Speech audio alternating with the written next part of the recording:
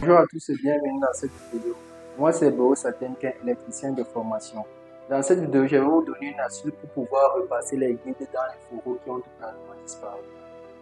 Dans les chantiers, pour de multiples raisons, vous allez rencontrer des fourreaux qui sont sans guide. Ça peut être dû au vol, ça peut être dû à la manutention, ça peut être dû aux travaux. Je vais vous montrer une petite astuce pour pouvoir repasser les guides assez aisément. Dans les chantiers, vous allez retrouver généralement des guides comme ceci que vous avez déjà utilisés, des guides usagés. Je vous rappelle bien que ça, c'est une solution que nous pouvons appliquer lorsque nous n'avons pas de sonde à bord. Qu'est-ce qu'il faut faire?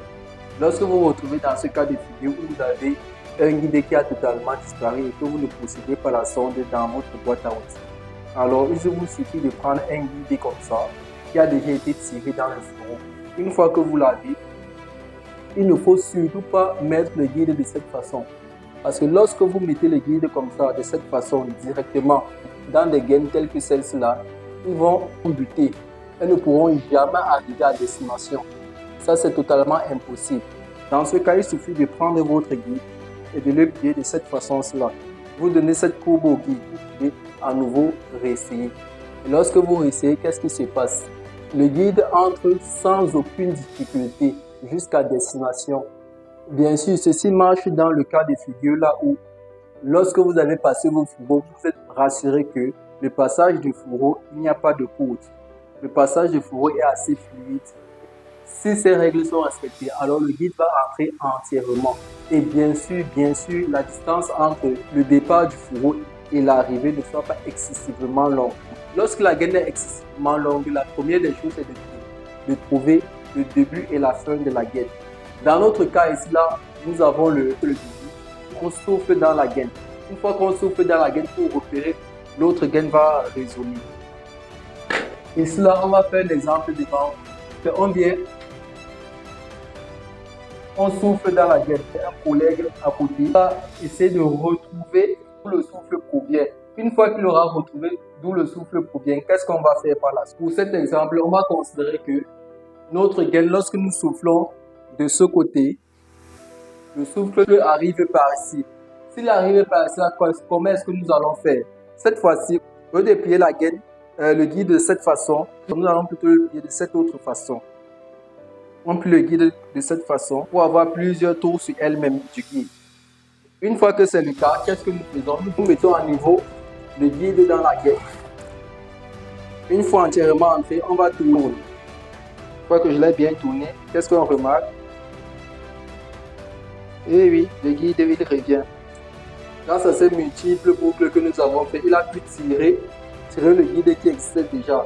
Donc ça, c'est le cas où nous avons un guide qui est à l'intérieur mais qui a été coupé.